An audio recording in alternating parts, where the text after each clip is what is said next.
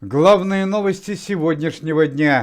В результате социологического опроса, проведенного на территории Российской Федерации, самой лучшей артисткой 20 века назвали актрису Веру Алентову. Второе место заняла Нонна Мордюкова, третье – Светлана Крючкова. Также в списке самых лучших и любимых актрис 20 века оказались Наталья Варлей, Людмила Гурченко, Светлана Светличная, Надежда Румянцева и Светлана Дружинина. В опросе принимали участие лица мужского и женского пола в возрасте от 18 до 80 лет. В загородном подмосковном доме известного телеведущего и журналиста Владимира Соловьева прошли обыски. В результате следственных работ были обнаружены важные документы, ценности и прочие предметы, которые помогут собрать доказательную базу в отношении возбуждения уголовного дела против Владимира Соловьева. Отметим, что несколько дней назад команда Никиты Михалкова обвинила известного телеведущего в незаконном приобретении недвижимости за рубежом. Сегодня утром официально был взят под стражу и отправлен в камеру временного задержания бывший член комитета и известный композитор Игорь Крутой. Благодаря расследованию, которое проводило руководство комитета Евгений Пригожин, Александр Домогаров и Александр Бастрыкин, было установлено, что Игорь Яковлевич Крутой на протяжении длительного времени выдавал недоброжелателям комитета важную информацию о работе организации. Помимо этого, в результате недобросовестных действий Игоря Яковлевича Крутого за все время работы организации пострадало и погибло много известных артистов, сотрудников комитета. Против Игоря Крутого возбуждено уголовное дело. Известный артист и резидент программы Comedy Club Павел Воля купил самый дорогой аквариум, который на данный момент продается на территории России. Стоимость данного аквариума составляет 18 миллионов рублей. 30-метровый аквариум занимает отдельное помещение в 7-комнатной квартире Павла Воли. Данное сооружение продается в комплекте с шлемом виртуальной реальности. Владелец данного аквариума может ощутить себя полноценным членом подводного мира. Несколько минут назад поступили печальные новости о известной певице Алле Пугачевой. Алла Борисовна и ее семья уже почти целый месяц частным визитом находятся в России по причине трагической ситуации, которая сложилась в семье артистки. Родственники Аллы Пугачевой, Елизавета Галкина и Дени Байсаров смертельно больны. Однако совсем недавно и самой Аллы Борисовны Пугачевой произошло колоссальное несчастье. Несколько дней назад Алла Борисовна Пугачева и ее семья посетили зимнюю турбазу под городом Иркутском, где и произошло чрезвычайное событие. Родственники Аллы Пугачевой, муж Кристины Орбакайте Михаил Земцов и близкий друг Аллы Борисовны, известный российский бизнесмен Валерий Скворцов, отправились на охоту и взяли с собой Кристину Орбакайте и Аллу Пугачеву.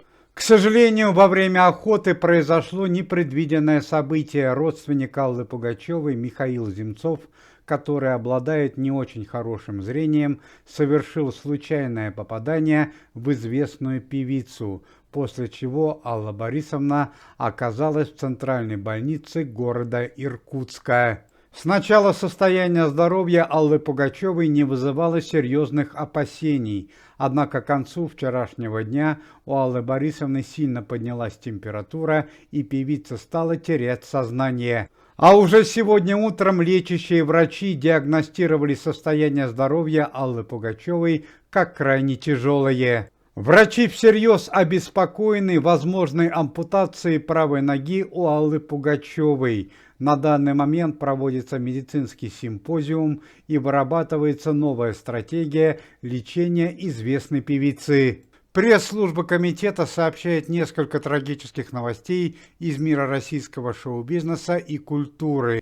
Бывшая участница телепроекта «Дом-2» Алена Водонаева устроила тяжелое ДТП в центре Санкт-Петербурга, в результате которого серьезно пострадали 2 человека. Участница телепроекта «Дом-2» двигалась на черном джипе с явным превышением скорости.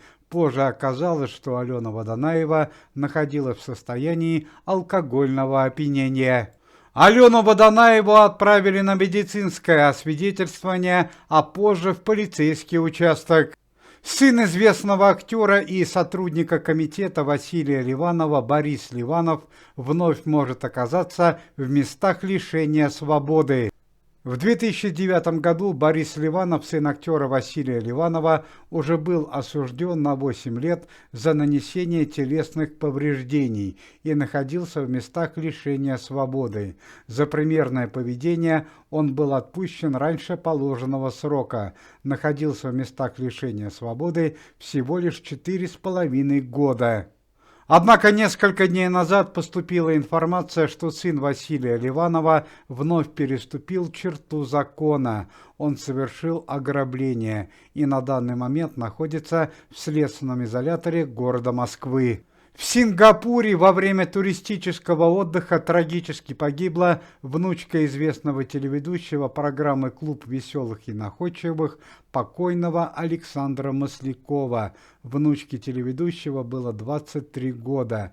Она погибла в результате несчастного случая, связанного с водой. Подробности трагедии не уточняются. На Сахалине 3 сотрудника местного театра совершили ограбление крупного продовольственного склада, в котором находились банки с красной икрой.